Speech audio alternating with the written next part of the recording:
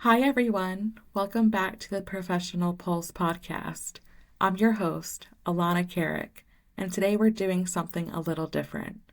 We're ditching the usual career and business talk and taking a detour into the world of wedding planning. As my husband and I are nearing our 1-year wedding anniversary, I'm diving deep into my own wedding experience. Specifically, I'm spilling all the tea on why I chose to have a destination wedding, the wild ride of planning it from afar, and all the things I learned along the way.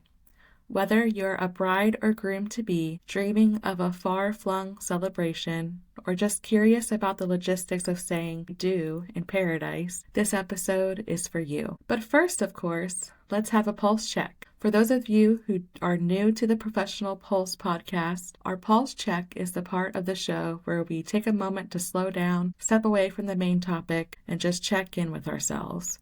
It's about reflecting on what's been happening in our lives, both personally and professionally, and taking stock of how we're feeling.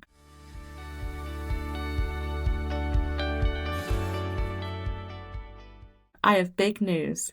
I have started the 75 Hard Challenge. 2025 really is the year for growth for me. From sourdough to reading a book each week to now a physical and mental challenge, I am on a roll. For those unfamiliar with 75 Hard, it's no walk in the park. It's a 75-day commitment to a diet, 2 45-minute workouts, one has to be outdoors, reading 10 pages of a self-improvement book, 1 gallon of water, a progress picture each day, and no alcohol. I won't go into all the nitty-gritty details right now. I'll say that for a full episode dedicated to my 75 Hard experience later on. But so far, I'm really loving the challenge. One common theme that comes up each day, regardless of how tired I am physically or mentally, is after each workout, I always think, wow, I feel so good. This challenge is definitely not easy, but I think having a good mindset has helped me continue on with the challenge. For me, I have known I needed to make some changes in my routine and habits for quite some time, and now that I'm doing this challenge, I'm recognizing just how much time I truly have in a day and how to make the most out of that time. I primarily work from home, don't have kids, and only have a few commitments during the week that is outside of work. But for the most part, I have a very flexible schedule, and instead of looking at each day as a wasted opportunity, I am maximizing each day to the full potential. It's been eye-opening to say the least, and that's just a little glimpse into my 75 Hard experience so far.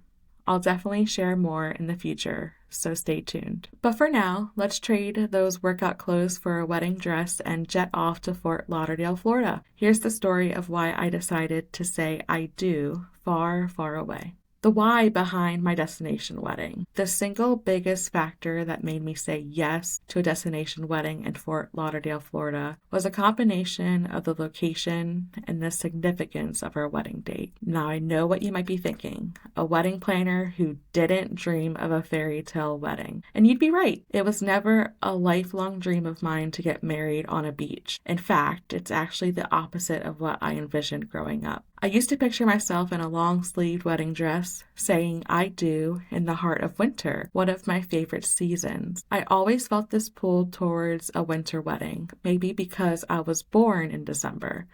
There's just something so magical about that time of year, you know? The crisp air, the twinkling lights, it just screams romance. But then, life had a different plan. Kyle and I met for the very first time in early February, and from that moment on, we just knew. It sounds cliche, but we really did have that this is it feeling. So naturally, we wanted to get married on our anniversary. It was important to both of us to honor that special date. But here's the thing. A winter wedding in February? Not exactly my ideal scenario. And while I might be a wedding planner who appreciates all kinds of venues and locations, I just didn't feel that pull towards having our wedding in Pennsylvania, regardless of the specific venue. I craved an outdoor wedding, a celebration bathed in sunshine and filled with vibrant colors. And once I realized that, I knew we had to look beyond our home state. That's where Florida comes in. The Sunshine State holds a special place in our hearts, especially Fort Lauderdale. We celebrated our 5-year anniversary there, and it was like falling in love all over again. This time, with the place. The laid-back atmosphere, the stunning beaches, the vibrant culture, we were hooked. I remember walking along Los Olas Boulevard, hand in hand with Kyle, soaking in the sights and sounds and thinking I could live here. And it wasn't just a fleeting feeling. 2 months later, we found ourselves back in Fort Lauderdale, escaping for Memorial Day weekend. That second trip solidified our love for the area. We started dreaming about what our future could look like in Florida, maybe even owning a vacation home there someday. So when it came time to choose a wedding destination, Fort Lauderdale felt like the perfect fit. It was more than just a beautiful location. It was a place filled with memories, a place that symbolized our love and our dreams for the future. It was where we felt most connected, most at peace, most us. Choosing Fort Lauderdale wasn't just about escaping the Pennsylvania winter. It was about creating a meaningful experience, a celebration that truly reflected who we are as a couple. And let me tell you, it was the best decision we could have made. But finding the perfect location was just the first step. Next up, I'll share the biggest hurdle I faced while planning a wedding from hundreds of miles away. And trust me, it wasn't what I expected. The biggest hurdle was finding a venue that I loved but also didn't break the bank. Kyle and I knew from the start that we wanted a small, intimate wedding. We both have smaller families, and we really wanted to focus on celebrating with our closest loved ones without the pressure of a huge guest list. But finding a venue that embraced the idea of a small wedding without sacrificing our budget, well, that was easier said than done. Shortly after we got engaged, we booked a whirlwind trip to Fort Lauderdale. The main goals: get some amazing engagement photos done by our incredible Florida photographer. Shout out to Wild and Wonder Photography. Alanna is an absolute genius behind the lens. And of course, scout out some potential wedding venues. We had 3 venues at the top of our list. One I absolutely fell head over heels for. Another, not so much. And the last one, well, we actually ended up skipping that tour altogether. By that point in our trip, it was nearing the end, and I was completely exhausted from the first 2 venue visits. Honestly, I just couldn't mentally handle another tour. Kyle and I both knew we needed to make the venue decision back home, where our minds were clear and we could truly weigh our options. We didn't want to feel pressured into making a snap decision and putting down thousands of dollars while we were still in vacation mode. We needed that time to reconnect, decompress, and make a rational decision together. Now remember that first venue, the one I was totally smitten with? It was absolutely gorgeous. Picture this: lush gardens, a stunning waterfront view, elegant architecture.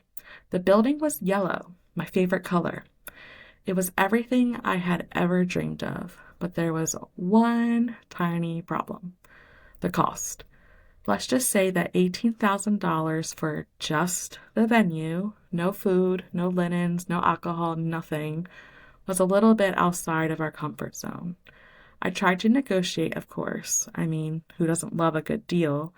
But the venue coordinator informed me that they had received an offer they couldn't refuse: a corporate event booking for our date with a 6-figure budget. I was devastated. It felt like the perfect venue had slipped through my fingers. I mean, how could we compete with a 6-figure offer? It was back to the drawing board. We revisited the second venue we toured, the one that hadn't really wowed us. It was nice, but it would be better suited for our larger guest-sized wedding, not our intimate wedding. And then we remembered the third venue, the one we had skipped during our trip. We decided to do some virtual research, exploring their website, browsing photos, and reading reviews. And you know what? It started to grow on us. It was smaller and more intimate than the first venue, which actually aligned perfectly with our vision for a close-knit celebration. We reached out to the venue team, and from that first interaction, we knew we had found something special. They were incredibly responsive, understanding, and supportive, even though we were planning from hundreds of miles away. They truly grasped my aesthetic vision and the kind of experience I wanted to create for our guests.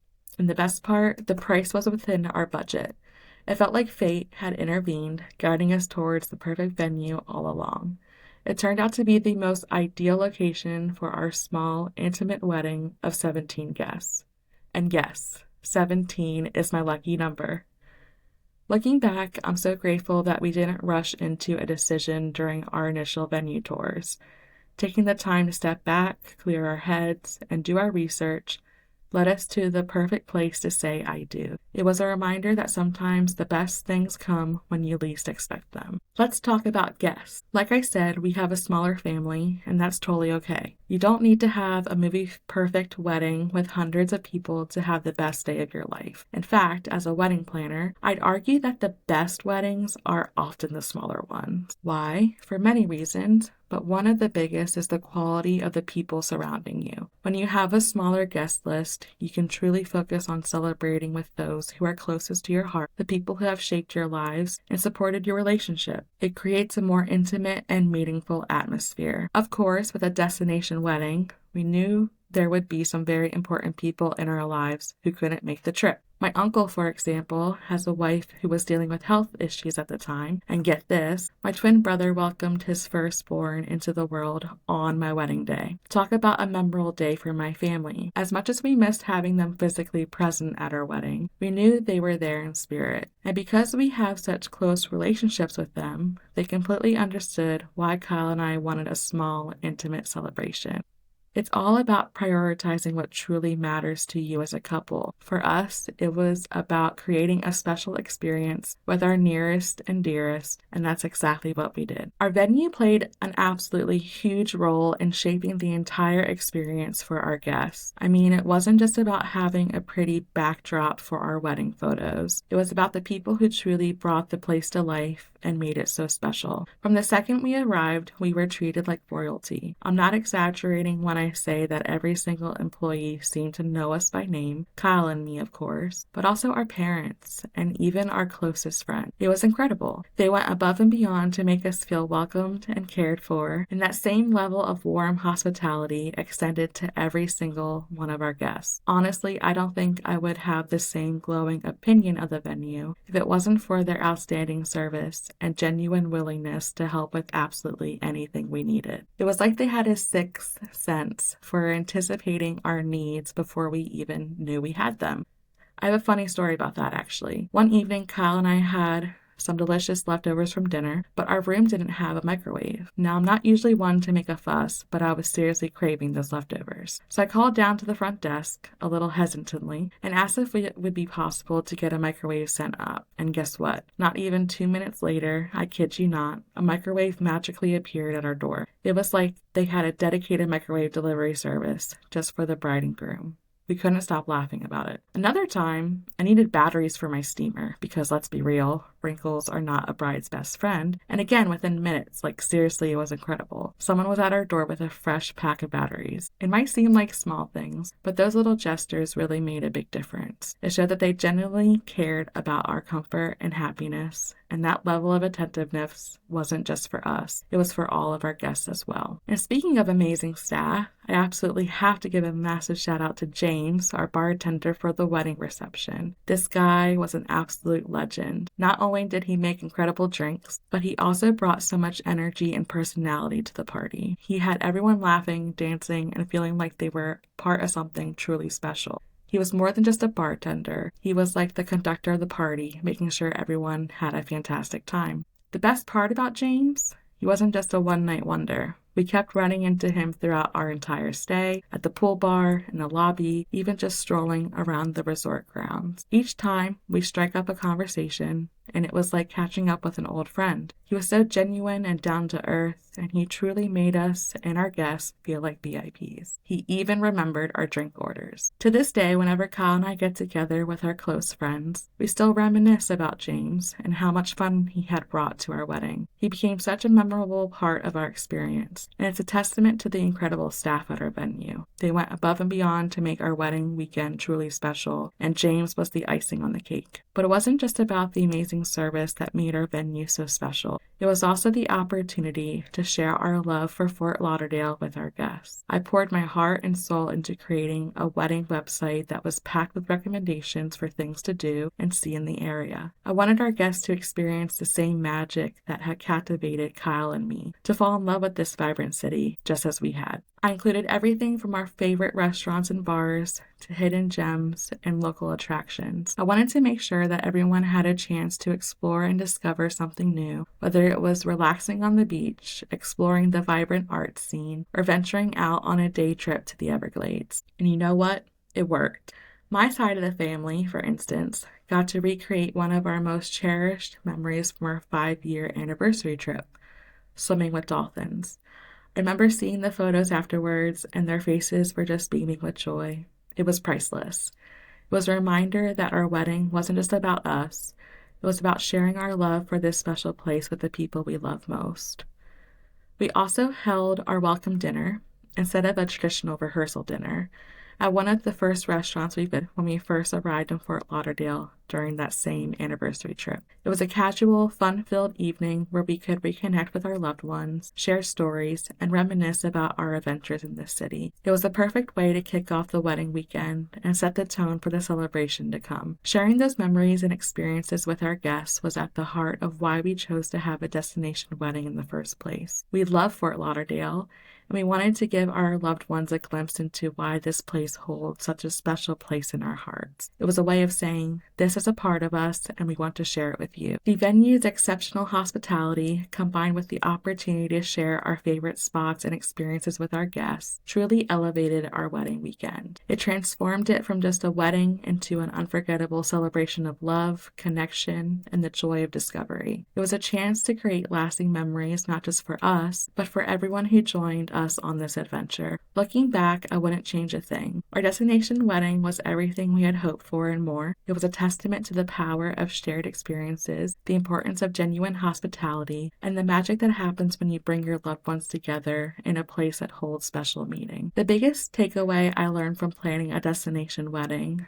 the one piece of advice I want to shout from the rooftops to any couple even considering a far-flung celebration, is this. If you feel it deep in your heart, if there's a little voice inside you whispering, or maybe even shouting, we need to get married somewhere else, then do it. Don't hesitate. Don't second guess yourself. Just go for it. I know it can seem daunting. Trust me, I get it. There are logistics to consider, family dynamics to navigate, and maybe even a few raised eyebrows from those who can't quite grasp the appeal of a destination wedding. But here's the thing. Your wedding day is about you. It's about celebrating your love in a way that feels authentic and meaningful to you as a couple.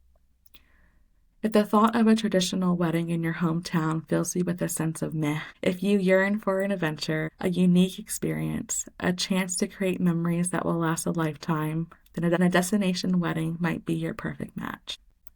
Think about it. You get to escape the ordinary, trade in the usual banquet hall for a breathtaking beach, a charming vineyard, a historic castle. The possibilities are endless. You get to create an intimate gathering with your closest loved ones, creating a shared experience that will bond you even closer. And let's be real, who wouldn't want to extend the wedding celebration into a mini vacation? Of course, planning a destination wedding comes with its own set of challenges, but honestly, what wedding planning doesn't? The key is to embrace the adventure, stay organized, and trust your gut. Do your research, find a venue and vendors you love, and don't be afraid to ask for help. And remember, it's okay to break the mold. Your wedding doesn't have to look like everyone else's. It's your chance to express yourselves, to create a celebration that reflects your unique love story. So if you're dreaming of saying I do under a canopy of stars on a tropical island, or exchanging vows in a romantic European city, or perhaps even eloping to a mountaintop with just the two of you and a breathtaking view, don't let anything hold you back. Follow your heart, embrace the adventure, and create a wedding day that is uniquely yours. Now I could go on and on about the joys of destination weddings, and believe me, I have plenty more stories to share, but for now, I'll leave you with this final thought. Your wedding day is a precious moment in time, a celebration of love, commitment, and the beginning of your journey together as a married couple. Make it a day that you'll cherish forever, a day that truly reflects who you are and what your love means to you. And if that means packing your bags and jetting off to a far-flung paradise to say I do, then go for it. You won't regret it. Thank you so much for joining me on this detour from our usual professional Pulse programming. It's been an absolute joy to share my destination wedding experience with you. I hope you found it helpful, inspiring, and maybe even a little bit entertaining. If you have any questions about destination weddings, or if you just want to share your own wedding planning adventures, feel free to reach out to me on social media or through my website, abcweddingsandevents.com. I'd love to hear from you. And until next time, keep chasing your dreams, keep believing in the power of love, and keep your pulse on what matters most. This has been the Professional Pulse Podcast, and I'm your host, Alanna Carrick. I'll see you next week for a very special episode.